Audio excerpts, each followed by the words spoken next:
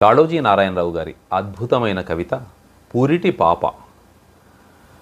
నేటి రాత్రి ఏ పాపడు భూమిపై పడ్డాడో అతని నోట తెలిసిందే వార్త, అతనికి దొరికిందొక ప్రవేశపత్రం.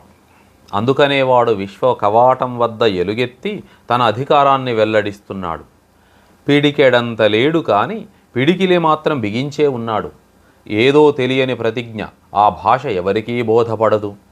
కొందరు నవ్వుతారు, కొందరు చిన్న చూపుతో చూచి పెదవి విరుస్తారు. కానీ నేనా భాష ఎరుగుదును. రానున్న కాలపు వివరాల పట్టిక నాకు దొరికింది.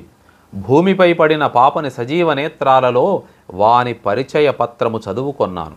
క్రొత్త శిశువు వచ్చినాడు, వానికై సీటు ఖాళీ చేయాలే. పాడుపడ్డ ప్రపంచము నుండి చెత్తా చెదారం వీపున వేసుకొని నేను వెళ్ళిపోతాను. కానీ ఎంతవరకు దేహములో ప్రాణం ఉన్నదో ప్రపంచములోన చెత్త మిగలకుండా చేస్తాను. ఆ పని పూర్తి చేసి నా రక్తంతో అతన్ని ఆశీర్వదించి వెళ్ళిపోతాను. తర్వాత నేను చరిత్రనైపోతాను.